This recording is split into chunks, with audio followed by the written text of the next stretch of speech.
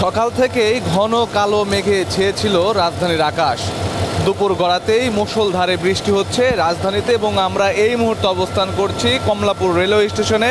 আপনারা দেখতেই পাচ্ছেন প্রচণ্ড বৃষ্টি উপেক্ষা করে ঘরমুখো মানুষের উপচে পড়া ভিড় ঢাকা এই কমলাপুর রেলওয়ে স্টেশনে। এবং এই মুহূর্তে আমরা যে প্ল্যাটফর্মটি দাঁড়িয়ে আছি এখানেও একটি ট্রেন অপেক্ষা করছে এবং এখানে যারা যাত্রী রয়েছেন ঘরমুখো যে মানুষ রয়েছেন তারা আসলে বৃষ্টি উপেক্ষা করেই রেল স্টেশনে আসছেন। এবং আমরা এখানে এসে যে ট্রেনের শিডিউল দেখেছি সেখানে আমরা দেখলাম যে এই দুপুর থেকে শুরু করে বিকেল পর্যন্ত চাঁপাইনবাবগঞ্জ, রাজশাহী, নারায়ণগঞ্জ এবং চট্টগ্রামের বেশ কয়েকটি ধারাবাহিক ট্রেন আসলে যাত্রী নিয়ে গন্তব্যের উদ্দেশ্যে রওনা দেবে। এবং এই কারণেই যারা পূর্ব নির্ধারিত টিকিট কেটে রেখেছেন সেই সকল যাত্রীরা তারা নির্ধারিত সময়ে ট্রেন ধরতেই কিন্তু বৃষ্টি উপেক্ষা করেই এই রেলওয়ে স্টেশনের উদ্দেশ্যে তারা আসছেন। এবং এখানে এসে বেশ কিছু যাত্রীদের সঙ্গে আমাদের কথা হচ্ছিল এবং তারা বরাবরের মতোই বলছিলেন যে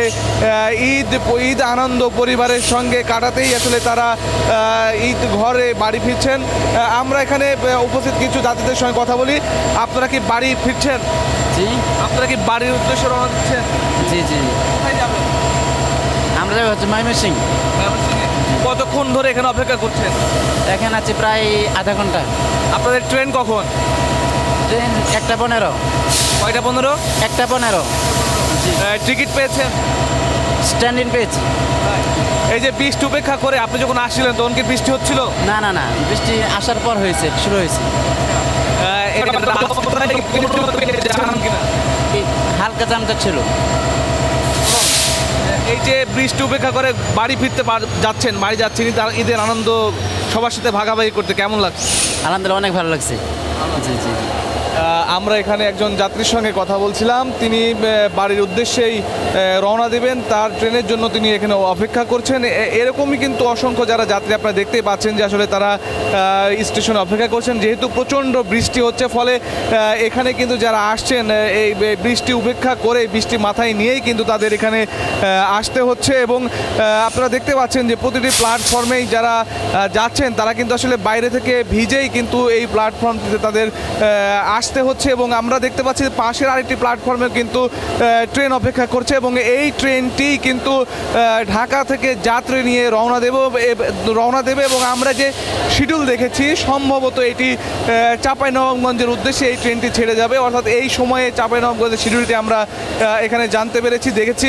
এবং এখানে আমরা আইন শৃঙ্খলা রক্ষাকারী যে বাহিনী রয়েছে, দায়িত্বে রয়েছেন, তাদের সঙ্গে কথা বলেছি। তারা যেটি আমাদের বলেছেন যে তাদের যে নিরাপত্তার ব্যবস্থা সেটি জোরদার করা হয়েছে। এবং এখানে আমরা কিন্তু এই কমলাপুর রেলওয়ে স্টেশনে ঢুকতেই দেখেছি যে আইন শৃঙ্খলা রক্ষাকারী বাহিনীর সাথে ডগ স্কোয়াড যোগ দিয়েছে এবং যাদের সন্দেহভাজনকে তল্লাশি করা হচ্ছে। একই সঙ্গে ডগ স্কোয়াডের মাধ্যমেও কিন্তু আসলে নিশ্চিত হচ্ছেন আইন শৃঙ্খলা রক্ষাকারী বাহিনী যে আসলে জনসাধারণের নিরাপত্তা নিশ্চিতে তারা এই বিষয়গুলো দেখভাল করছেন। এবং একই সঙ্গে আমরা আবারও যেটি বলছি যে প্রচণ্ড বৃষ্টি হচ্ছে এবং সকাল থেকেই কিন্তু ঘন কালো মেঘে ছেয়েছিল ঢাকার আকাশ, ফলে আসলে মুষলধারে যে বৃষ্টি হচ্ছে এই বৃষ্টি উপেক্ষা করেই কিন্তু এখানে যারা যাত্রী রয়েছেন তাদেরকে ঘরে ফিরতে হচ্ছে।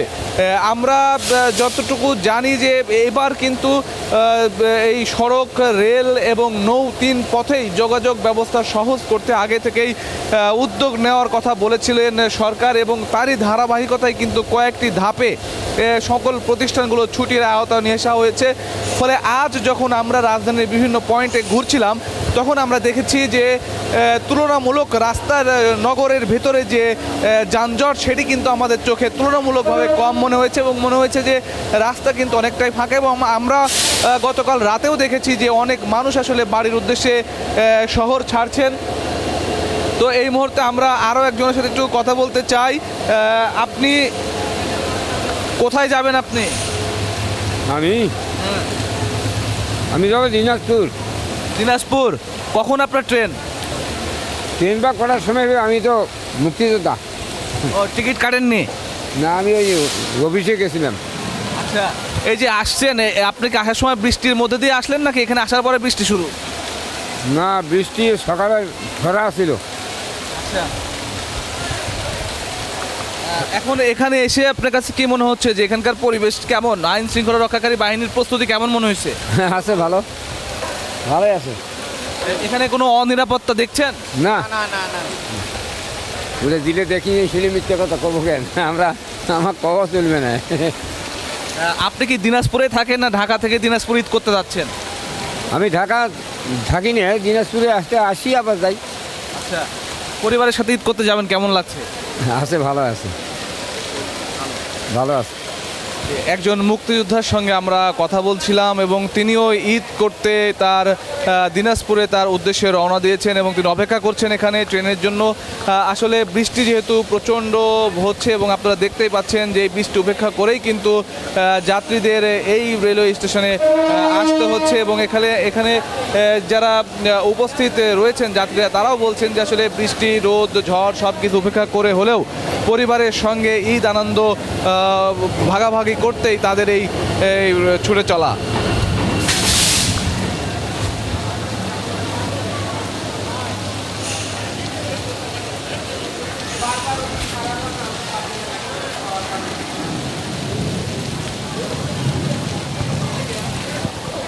আজ সারাদিন আবহাওয়ার যে পরিস্থিতি সেটির উপরে ভিত্তি করেই কিন্তু আজকে যাত্রী যারা আছেন তারা নিশ্চয়ই সেই প্রস্তুতি নিয়েই তারা বের হবেন এবং আজকে যেহেতু ঢাকার আকাশ বেশ মেঘলা রয়েছে, ফলে যে সকল যাত্রীরা দেশে তাদের পরিবারের সাথে ঈদ করতে নগর ছাড়বেন তাদের সেই প্রস্তুতি নিয়ে বের হলেই কিন্তু এই যে ধকলটি রয়েছে সেটি তারা সহজভাবেই কাটিয়ে উঠতে পারবেন। এবং আপনারা দেখতেই পাচ্ছেন যে আসলে যারা এখানে আসছেন তাদেরকে এই বৃষ্টি উপেক্ষা করেই বৃষ্টি মাথায় নিয়েই কিন্তু এখানে আসতে হচ্ছে। এবং কমলাপুর রেলওয়ে স্টেশনে এখন পর্যন্ত আমরা যে শিডিউল দেখছি যে বেলা প্রায় 5টা পর্যন্ত ধারাবাহিকভাবে যে ট্রেন রয়েছে সেই ট্রেনগুলোর শিডিউল এখানে ঝুলিয়ে দেওয়া হয়েছে।